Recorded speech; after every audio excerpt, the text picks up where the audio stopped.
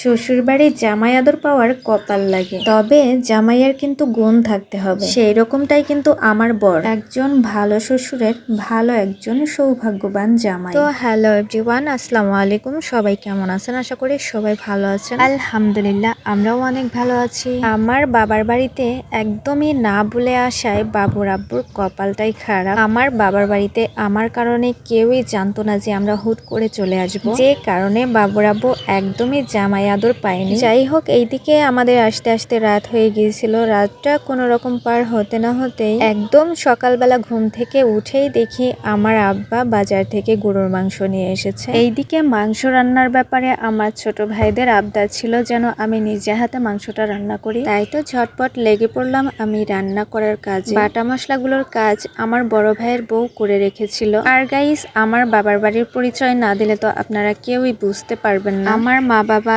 এবং কি আমার ছোট দুই ভাই আছে, আমার দুই ভাইয়ের সংসারও আছে, আমার বড় ভাইয়ের ছোট্ট দুইজন বাচ্চাও আছে। মাশাআল্লাহ, আমার ছোট্ট আব্বু আম্মু দুইজনই কিউটের ডিব্বা। সকালবেলা করেই জামাইয়ের জন্য সবাই ব্যস্ত। তাড়াহুড়ো করে আমি এইদিকে কড়াইতে চড়িয়ে দিয়েছি গরুর মাংস, আর এইদিকে কিন্তু আমার মা আর আমার বড় ভাইয়ের বউ দুইজনেই চলে গিয়েছে আতপ চালের গুঁড়ো করার জন্য। আমাদের ফরিদপুরের সবচাইতে প্রিয় পিঠা হলো চিতই পিঠা। জামাই আদরে সব রকমের খাবারের পাশাপাশি এই পিঠা তো থাকতেই হবে। আমাদের এই ফরিদপুর অঞ্চলে গাঁও গ্রামের মানুষেরা যতই আত্মীয় স্বজন আসুক না কেন, তারা কিন্তু আপ্যায়ন করতে একদমই ক্লান্ত হয় না। আর যদি কোনো আত্মীয় স্বজন আসে তাহলে তো কোনো কথাই নেই। সকালবেলা রান্নাঘরে ঢুকবে, দুপুর বেলা গড়িয়ে যাবে, তারপরেও রান্নাঘর থেকে বের হবে না। এই জন্য বলা চলে আমাদের গ্রামের মা চাচিদের রান্নাঘরের সাথে খুবই ভালো একটা বন্ধুত্ব। সারা দিন তার কাছে বসে থাকবে কিন্তু কখনোই ক্লান্ত হবে না। এই তো দেখুন গাইস,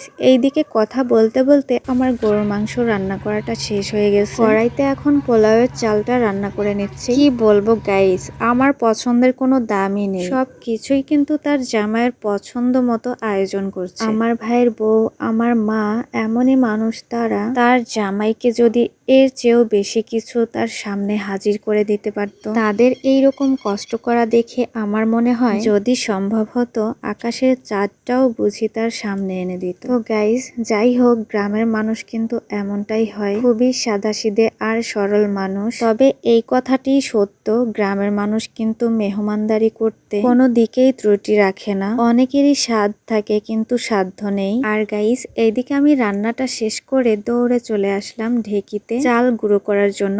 অনেকদিন পর ঢেকিতে হাত দিলাম। আজকের মতো ভিডিওটা এই পর্যন্তই। সবাই ভালো থাকবেন, সুস্থ থাকবেন, নিরাপদে থাকবেন। আল্লাহ হাফেজ, আসসালামু আলাইকুম।